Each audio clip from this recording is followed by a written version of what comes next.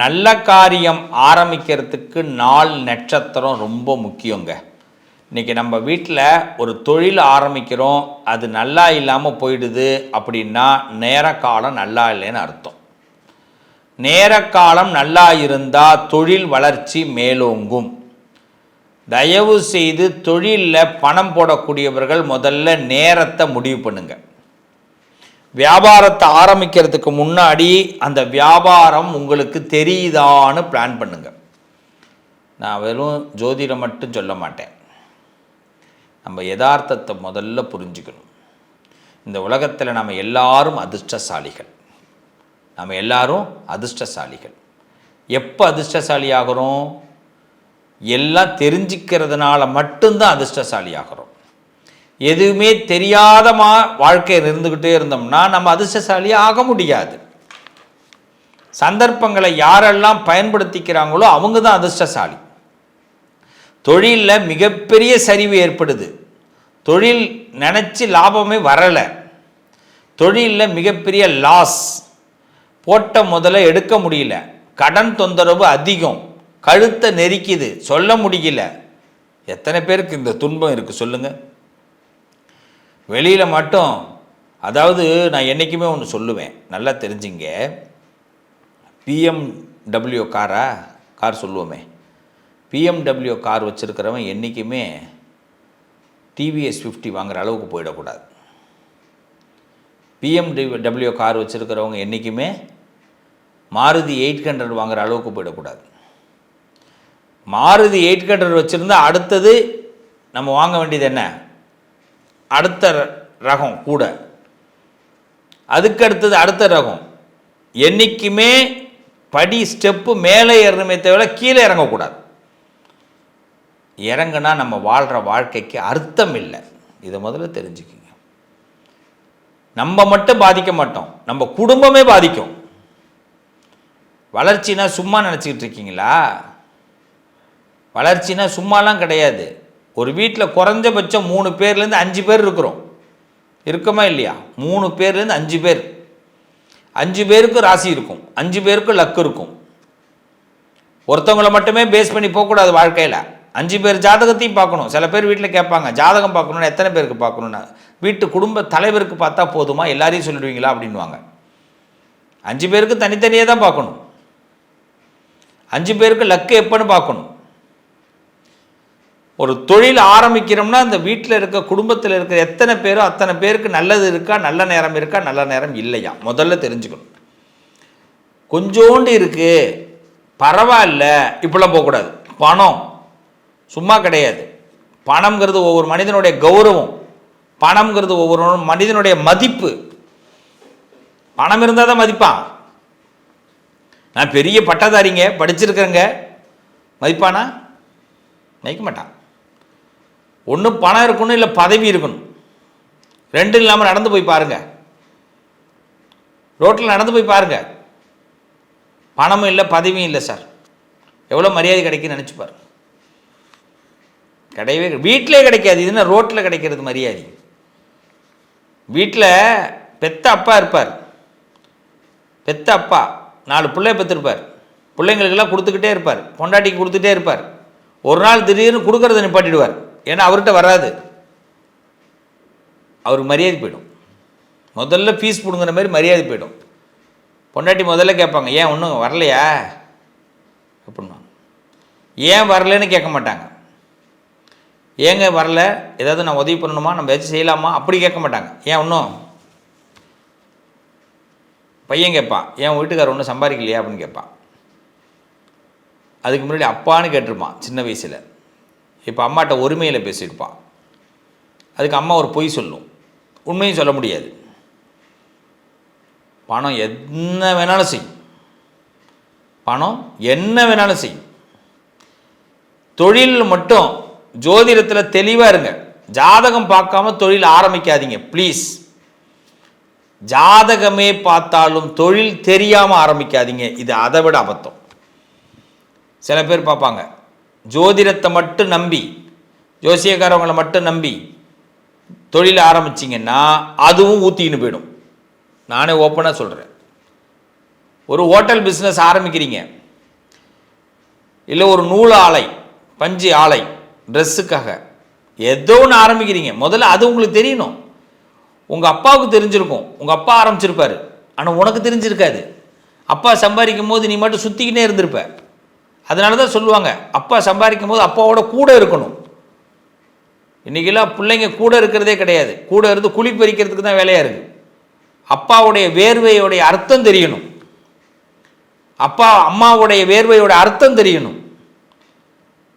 டீச்சராக இருப்பாங்க அம்மா, வாத்தியாராக இருப்பார் அப்பா, டீச்சராக இருப்பாங்க. டாக்டராக இருப்பார் அப்பா, டாக்டராக இருப்பாங்க அம்மா, வக்கீலாக இருப்பாங்க. ஆனால் பிள்ளைங்க அதை பற்றியே தெரிஞ்சுக்க மாட்டாங்க. அவங்க ஏதோ வேற ஒரு உலகத்தில் இருப்பாங்க. கேட்டால் பிள்ளைங்க என்ன சொல்லுவாங்க, நான் வெளிநாட்டு போகிறேன் அப்படின்னு. வெளிநாட்டில் அப்படியே ஒன்று தாங்க போகிறான், தங்கத்தட்டில் வச்சுக்கிட்டு எல்லாரையும் அனுப்பிக்கிட்டு இருக்கிறான். கிளம்பு கிளம்பு கிளம்புங்கிறான். ராத்திரியில் போய் வேலை பார்த்த இடம்லாம் இப்போ முடியுது. எல்லாத்துக்கும் மிஷின் வந்துக்கிட்டு இருக்குங்கிறான், பயமுறுத்துறான், அதிர விட்றான், நீலாம் கிளம்புங்கிறான். நடக்குதா இல்லையா? இன்னும் கொஞ்ச நாளில் நீங்கள் பாருங்கள், எல்லாருமே எல்லாம் சொந்த தொழில் ஆரம்பிச்சுருவாங்க. பிள்ளைக்கு அப்பாவோட தொழில் என்னடான்னு இப்போ தெரிஞ்சுக்க போகிறான் எல்லாரும். அதை ரிசர்ச் பண்ண போகிறான், சர்ச் பண்ணி ரிசர்ச் பண்ண போகிறான். ஆகா, இந்த தொழில் தெரியாமல் விட்டுட்டோமே, எங்கள் அப்பாவுக்கு அது, எங்கள் அப்பா வாத்தியாராக இருந்தார், நான் வாத்தியாராகவே இருந்திருக்கலாமே, எங்கள் அப்பா டாக்டராக இருந்தார், டாக்டராகவே இருந்திருக்கலாமே, நான் மட்டும் எதையோ ஆசைப்பட்டு எங்கேயோ போய் ஏன்? இது ஒரு பக்கம். அதனால தான் சொல்கிறேன், தொழில் முதல்ல அப்பா என்ன தொழில், குடும்ப தொழில் ஒன்று இருக்கும், குலத்தொழில்னு இருக்கும், அதை விட்டுறாத, தெரிஞ்சுக்கோ. என்னைக்கா இருந்தாலும் உதவியும். அப்பா விவசாயம் பண்ணுறாரா, விவசாயத்தை தெரிஞ்சுக்கோ. இடத்தோட அளவு எவ்வளோன்னு தெரிஞ்சுக்கோ, எத்தனை ஏக்கர்னு தெரிஞ்சுக்கோ, எவ்வளோ பயிர் போடணும்னு தெரிஞ்சுக்கோ. சும்மா ஜென்ரல் நாலேஜ் ஏதாச்சும் தெரிஞ்சு வச்சுக்கியா. சும்மா எதுவுமே தெரியாதுன்ட்டு அப்புறம் வாழ்க்கையில் போய் கஷ்டப்படுறன்ற என்ன கஷ்டம்? ஒரு ஆணுடைய அழகு எது தெரியுமா? எல்லா இடத்துலையும் சம்பாதிக்கிறது தான். எங்கே போனாலும் வாழணும், அதுதான் ஆணுடைய அழகு. எனக்கு இது தெரியாதுங்க. இன்றைக்கி நிறைய %, இன்றைக்கி நம்ப மாட்டீங்க, ஒரு 60% பிள்ளைகள்கிட்ட போய் கேட்டால் எனக்கு அது தெரியாதுன்னு தான் சொல்கிறாங்க. அதே நீங்கள் 1990 வரைக்குமே பார்த்தீங்கன்னா தெரிஞ்சிக்க எல்லாரும் ஆசைப்பட்டாங்க. எதை கேட்டாலும் தெரியும் சார். 2000 வரைக்கும் கூட வச்சுக்கலாம். எந்த தொழிலை கொடுத்தாலும் செய்வான் ஒருத்தவன். தெரியாதுன்னே சொல்ல மாட்டான், நான் தெரிஞ்சுக்கிறேன் சார்னுவான், கற்றுக்கிறேன் சார்னுவான். இன்றைக்கி பசங்கள்லாம், இன்றைக்கி பெரியவங்க வரைக்கும் எனக்கு தெரியாது, வராது. இது ஒரு மைனஸ். அதனால் தொழில் ஸ்தானத்தில் என்றைக்கு தோல்வி ஏற்படுதுன்னா, தொழிலை தெரியாமல் ஜோதிடத்தை நம்பியோ பணத்தை நம்பியோ இறங்குனீங்கன்னா ஃபெயிலியர் ஆகிடும். பணம் எல்லா விதத்துலையும் தேவை, ஆனால் திறமை இல்லாதவனுக்கு பணம் இருந்தும் புண்ணியமே கிடையாது. நல்லா தெரிஞ்சுங்க. அப்பா கோடி கோடியாக சம்பாரித்து வச்சுருப்பான், ஆனால் திறமை இல்லைன்னா அந்த கோடியெல்லாம் நம்ம தெரு கோடிக்கு வந்துடுவோம். குறிப்பிட்ட நாளில் வருவோம், ரொம்ப நாள்லாம் கிடையாது. அப்பா சம்பாரித்ததெல்லாம் குறிப்பிட்ட நாள் காலி ஆகிடும். அப்போ ஜோதிடத்தில் முதல்ல தெரிஞ்சுக்கிறது, ஒரு தொழில் ஆரம்பிக்கிறோம், தொழில் நட்டம் வரக்கூடாதுன்னா அந்த தொழில் எனக்கு தெரிஞ்சிருக்கணும். அந்த தொழில் எனக்கு தெரிஞ்சால் மட்டும்தான் உள்ளே போகணும். அடுத்தது ஜாதகத்தில் அந்த நேரம் நல்லா இருக்கான்னு பார்த்துக்கணும். ஜோதிடம் பார்க்காமையும் தொழிலை ஆரம்பிக்காத. பஞ்சாங்கத்தில் நாளை பார்க்கணும். சும்மா எல்லாத்துலேயும் நாளை பார்த்துட்டு வர ஆரம்பிக்கும். ஓன் நாள் அந்த நாளுக்கு நல்லா இருக்கா, அந்த பஞ்சாங்கத்தில் உன்னுடைய ஜாதகத்துக்கு நல்லா இருக்கா, தொழிலுக்குரிய கிரகம் நல்லா இருக்கா, 10ஆம் இடத்துக்குரிய கிரகம் நல்லா இருக்கா. 10ஆம் இடத்துக்குரிய கிரகம் அவுட் ஆகிருந்தா என்ன பண்ணுறது? நாமந்தான் ஒன்றும் பண்ண முடியாது, போயிடும். கடனை வாங்கியிருப்போம், வட்டிக்கு வாங்கியிருப்போம், நல்ல அலங்காரமாக அது என்னது பல்பு தான் வாங்கி போட்டு கடையை ஆரம்பிச்சிருப்பான், வெளிச்சத்தில் மின்னும். இவனுக்கும் பிஸ்னஸ் தெரியாது, நேரமும் நல்லா இல்லாமல் ஆரம்பிச்சிருப்பான். ஒரே மாதம் காற்று மாதிரி போயிடும். எத்தனை பேர் வாழ்க்கை போயிருக்கு தெரியுமா? எவ்வளோ பேர் இன்றைக்கி தர்ம சங்கடத்தில் இருக்காங்க தெரியுமா? தயவு செய்து ஒரு தொழிலை ஆரம்பிக்கிறதுக்கு முன்னாடி அந்த தொழிலை ஆரம்பித்து நட்டப்பட்டவங்கள வாழ்க்கையை தெரிஞ்சுக்கிட்டு தொழில் ஆரம்பிங்க. இவ்வளோ கடுமையாக சொல்கிறேன்னு நினைக்காதீங்க, இதுதான் உண்மை. தொழில் ஆரம்பிக்கிறதுக்கு ஜோதிடத்தில் ரொம்ப முக்கியமானது 10ஆவது இடம் நல்லா இருக்கணும், உங்களுடைய லக்னம் நல்லா இருக்கணும். லக்னம் நல்லா இல்லாமல் 10ஆவது இடம் நல்லா இல்லாமல் தேவையில்லாமல் பிஸ்னஸ் பண்ணாதீங்க. அதுக்கு செவனேன்னு வேலையை பார்த்துட்டு போயிட்டே இருக்கலாம். ஒரு மாடை வாங்கி நான் கறவை பண்ணி நான் பால் வாங்கி பால் குடிக்கிறத விட கோஆப்ரேட் மில்க் வாங்கி காப்பி குடிச்சிட்டு போயிட்டே இருக்கலாம். அதை விட இன்னும் பெஸ்ட்டு டீ கடையில் டீ குடிச்சிட்டு போயிட்டே இருக்கலாம். அவ்வளோதான் வாழ்க்கை. எத்தனை டீ கடை இருக்குது, டீ பார்சல் டீலாம் கிடைக்குது. எதுக்கு மாடை வாங்குவானே, வைக்க வாங்குவானே, புல் வாங்குவானே, புண்ணாக்கு வாங்குவானே, அதுக்கு ஒரு ஆளை போடுவானே, மெயின்டைன் பண்ணுவானே, எவ்வளோ வேலை சும்மாவா? நல்லா புரிஞ்சுக்கிங்க. தொழில் ஸ்தானத்தில் ரொம்ப கவனமாக இருக்கணும். இன்றைக்கி எல்லாம் லாஸ், எல்லாம் ஆசையில் லாஸாக வரும்.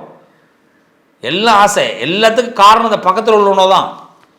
எவன் ஏமாறுறான்னு பார்த்துட்டு இருக்கிறான் இன்றைக்கி எல்லாரும். நண்பன்லேருந்து இன்றைக்கி ஒரு நண்பனை நினச்சி கூட நம்ம இருக்க முடியல. ஒருத்த வந்து சொல்கிறான், மாப்பிள்ளை நீ இது செய்யுங்கிறான், ஆசையை ஊட்டுறான். செய்யலாமான்னு கேட்குறான் பொண்டாட்டிகிட்ட. பாவம் அந்த பிள்ளைக்கு ஒன்றும் தெரிய மாட்டேங்குது. பார்க்கலாமேங்க அப்படிங்குது. இறங்குறான், நட்டாத்தில் விட்டுட்டு போடுறான். மகாநதி படத்தில் பார்த்தீங்களா? படம்லாம் பார்க்குறீங்களா? என்ன விஷயம்? இதெல்லாம் கற்றுக்கணும். எல்லா படத்துலையும் பார்க்குறோம், சும்மா கை தட்டிட்டு வந்துடுறோம். மகாநதின்னு ஒரு படம் போய் பாருங்கள், பழைய படம் வேணா இப்போ தான் யூடியூப்பில் போட்டு பாருங்கள். நல்ல ஒரு பெரிய ஜமீன்தார், கமலஹாசன் நடிச்சிருப்பார். ஒருத்தர் நல்ல ஆசையை காட்டி நாமத்தை போட்டு போயிடுவான், குடும்பமே பிரிச்சுட்டு போயிடும். இன்றைக்கி பல பேர் அப்படி இருக்கிறாங்க, வெளியில் தெரியல. பல மகாநதி வீட்டில் இருக்குது, பல மகாநதி ஊரில் நடந்துகிட்டு இருக்கு. எல்லாம் ரொம்ப கஷ்டப்படுறான், அவமானமாக இருக்குது. எத்தனை பிஸ்னஸை வாங்கி எத்தனை பிஸ்னஸ் இழந்தவங்க இருக்காங்க தெரியுமா? எதையாவது செஞ்சு முன்னேறிட மாட்டோமான்ற நம்பிக்கையில் வாழ்ந்துட்டு இருக்கிறான். இதுதான் உண்மை. கஷ்டப்படாதீங்க. நான் உங்களுக்கு ஒன்றே ஒன்று தான் சொல்கிறேன், தொழிலை கற்றுக்குங்க, ஜோதிடத்தை சரியாக பாருங்கள், முடிஞ்சால் செய்யுங்க. முடியலைன்னா கௌரவத்துக்காக பிஸ்னஸ்லாம் வச்சுக்காதீங்க. தயவுசெய்து இந்த பிஸ்னஸை டிஸ்போஸ் பண்ணிவிட்டு அதை விற்றுட்டு அந்த கடனை அடைச்சிட்டு நிம்மதியாக இருங்க. இன்றைக்கி நிறைய பேர் கௌரவத்துக்காக பிஸ்னஸ் பண்ணிகிட்டு இருக்கோம். உண்டா இல்லையான்னு யோசிச்சு போயிருங்க. உங்கள் யோசனை தான் ரொம்ப முக்கியம். நம்புங்க. 10வது இடம் நல்லா இருக்கணும், லக்னம் நல்லா இருக்கணும், ஜோதிடத்தை பார்த்து தொழில் ஆரம்பிங்க. வாழ்த்துக்கள். என்றைக்குமே நீங்கள் எல்லாம் பிஸ்னஸ் மேனாக சக்ஸஸாக வருவீங்க. பிள்ளைங்க எல்லாரும் குடும்ப தொழில் எடுத்துக்கணும், குடும்ப தொழிலை கற்றுக்கணும். ஏதாவது ஒரு தொழிலை கைக்குள்ளே வச்சுக்கோ. கைத்தொழில் ஒன்றை கற்றுக்கொள். எதுவுமே தெரியாமல் இருந்துடாது. எல்லாம் பார்த்துப்பேன் நினைக்காத. இன்றைக்கெல்லாம் பார்த்தீங்களா இல்லையா வெளிநாட்டில் நிலைமை? இதுதான் உள்நாட்டிலே இதான் நடந்துக்கிட்டு இருக்கு. நல்லதே நடக்கும். வாழ்த்துக்கள்.